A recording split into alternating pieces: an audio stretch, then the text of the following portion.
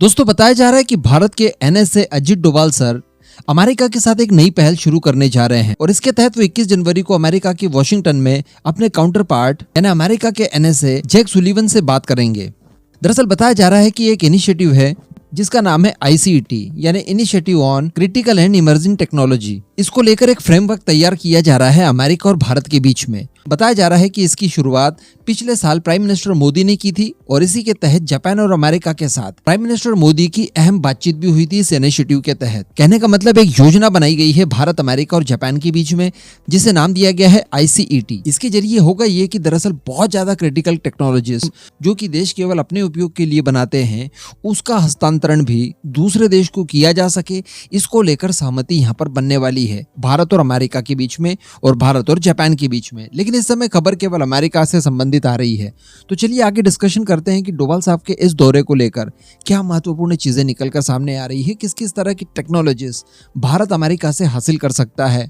तो दोस्तों जैसा कि आपने थंबनेल पर भी पढ़ा कि 10 अलग अलग टाइप की संवेदनशील टेक्नोलॉजीज को अमेरिका सौंप सकता है भारत को इसी इनिशिएटिव के तहत। इस वजह से बताया जा रहा है कि भारत के पॉइंट ऑफ व्यू से डोभाल साहब का ये विजिट जो अमेरिका होने जा रहा है ये बहुत ज्यादा महत्वपूर्ण हो जाता है। और सबसे बड़ी बात कि भारत अमेरिका के स्ट्रेटेजिक विजन को ये बहुत ज्यादा बेजोड़ कर देगा। यानी अगर इतनी हाई एंड टेक्नोलॉजीज अगर एक दूसरे देशों के साथ शेयर की जा सकती है तो सोचिए फिर दोनों देशों के बीच में रिलेशनशिप किस लेवल के हो सकते हैं। इसके बाद यहाँ पर बताया जा रहा है कि दोनों ही देशों के जो एनएसए हैं उनके बीच में डायरेक्टली बातचीत होने वाली है जिसमें इस बात का निर्धारण किया जाएगा कि जब भी कोई टेक्नोलॉजी लेनी देनी हो इसको लेकर ज्यादा कोई फॉर्मेलिटीज बीच में न रहे, सीधे जिस चीज की जरूरत है उस चीज को लेकर टेक्नोलॉजी हासिल कर ली जाए, जिसके लिए डेफिनेटली दोनों देशों के बीच में जो तालमेल है उसे और ज्यादा मजबूत करने की जरूरत है और उसी के लिए वहां पर जा रहे हैं। अब यहाँ पर जिन एडवांस टेक्नोलॉजीज को लेकर बातचीत होने वाली है दोनों देशों के बीच में उसमें कई सारी चीजें आती है जैसे कि स्पेस से संबंधित जिसमें ऑर्बिट सर्विसिंग, असेंबली, मैन्युफैक्चरिंग कैसी की जाए,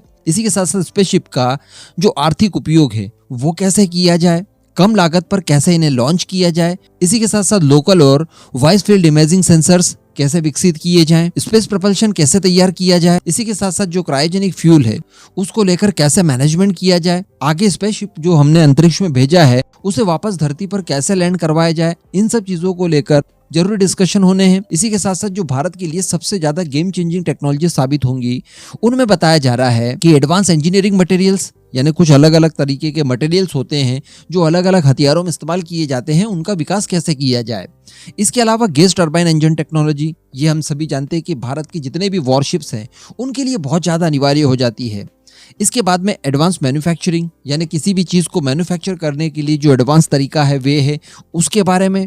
इसके अलावा network sensing and signature management और आगे देखा जाए तो nuclear energy technology, artificial intelligence, autonomous system and robotics, ये ऑटोनोमस सिस्टम्स रोबोटिक्स वगैरह ये आपको आपके UAV और UCAV में खासे इस्तेमाल किए जाने वाले हैं। इसके अलावा है biotechnologies, communication and network technologies, इसके अलावा डायरेक्ट एनर्जी लेजर वेपन्स। जी हाँ, ये भी इस समय का सबसे महत्वपूर्ण हथियार है, फ्यूचरिस्टिक है और इसकी अनिवार्यता सभी देशों को होगी।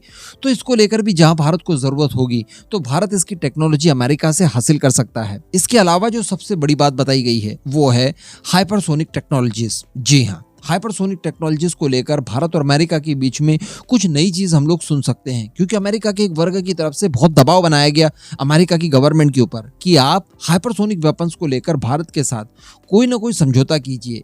और ये चीजें चल रही है पिछले 1.5 से 2 सालों से, ताकि जिस तरह से एक इनिशिएटिव लिया गया ऑस्ट्रेलिया को और ऑस्ट्रेलिया को ऑकस बनाकर उसकी न्यूक्लियर अटैक सबमरीन की रिक्वायरमेंट फुलफिल की गई। इसी वजह से चाइना को ध्यान में रखकर भारत के साथ हाइपरसोनिक मिसाइल प्रोग्राम बनाया जाए जिससे चाइना को तो काउंटर किया ही जा सकेगा, साथ ही जो हाइपरसोनिक मिसाइल्स को लेकर इन फ्यूचर भारत की निर्भरता रशिया के ऊपर होगी उसे भी दूर किया जाए। इसके अलावा फाइनेंशियल टेक्नोलॉजी है, ह्यूमन मशीन इंटरफेस है, आगे रिन्यूएबल टेक्नोलॉजी है, इसके अलावा स्पेस टेक्नोलॉजी एंड सिस्टम्स और सबसे बड़ी बात कि सेमीकंडक्टर और माइक्रो इलेक्ट्रॉनिक्स को लेकर भी यहाँ पर बातचीत होने वाली है। इसके अलावा बताया जा रहा है कि इसरो और नासा के बीच में भी कोई ना कोई गठजोड़ किया जा सकता है क्योंकि मैंने आपको शुरुआत में ही बताया कि स्पेस को लेकर भी काफी कुछ चीजों के ऊपर अमेरिका और भारत के बीच में बातचीत होने वाली है। इसी वजह से बताया जा रहा है कि डोभाल साहब के साथ इसरो के जो प्रमुख है S सोमनाथ सर वो भी जा रहे हैं अमेरिका। तो डेफिनेटली यहाँ पर जो टॉक्स होने वाली है वो एकदम हाई लेवल की होंगी और इस वजह से इस टॉक को लेकर भारत को बहुत ज्यादा उम्मीदें हैं।